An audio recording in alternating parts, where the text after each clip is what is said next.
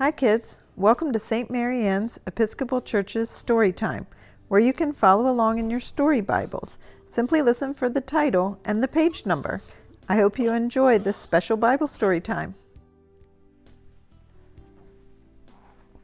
Hi kids, welcome back. Today I have with me the 12 disciples, and they're going to help me tell today's story. So today's story is The Servant King on page 286. It was Passover, the time when God's people remembered how God had rescued them from being slaves in Egypt. Every year, they killed a lamb and ate it. The lamb died instead of us, they would say.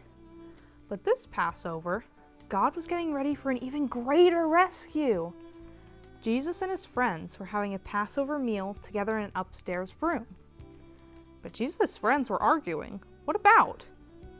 They were arguing about stinky feet. Stinky feet?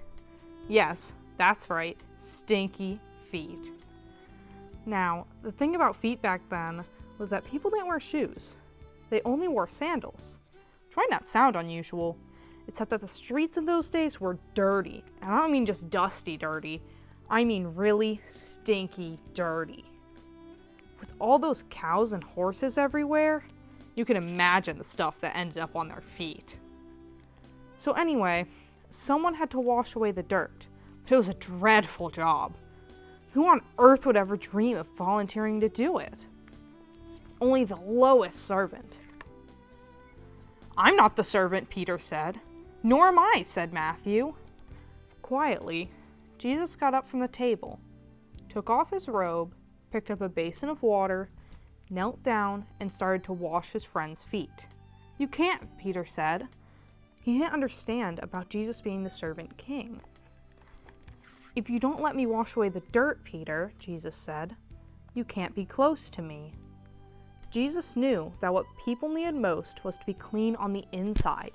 All the dirt on their feet was nothing compared to the sin inside their hearts. Then wash me, Lord, Peter said, tears filling his eyes. All of me. One by one, Jesus washed everyone's feet. I am doing this because I love you, Jesus explained. Do this for each other. Now, one of Jesus' friends had made a bad plan. No one else knew what this bad plan was, but Jesus knew, and so did Judas. Judas was going to help capture Jesus for 30 pieces of silver. Go on, Judas, Jesus said, and Judas got up from the meal, left the room, and walked out into the night. Then, Jesus picked up some bread and broke it.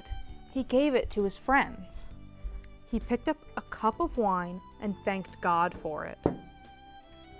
He poured it out and shared it. My body is like this bread. It will break, Jesus told them. This cup of wine is like my blood. It will pour out. But this is how God will rescue the whole world. My life will break, and God's broken world will mend. My heart will tear apart, and your hearts will heal. Just as the Passover lamb died, so now I will die instead of you.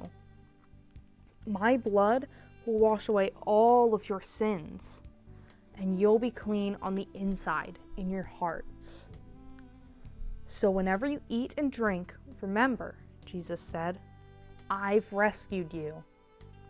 Jesus knew it was nearly time for him to leave the world and go back to God.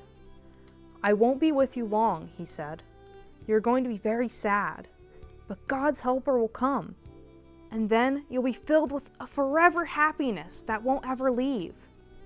So don't be afraid. You are my friends, and I love you. Then they sang their favorite song and walked up to their favorite place, an olive garden. Thanks for joining me and the disciples here today. See you guys next time.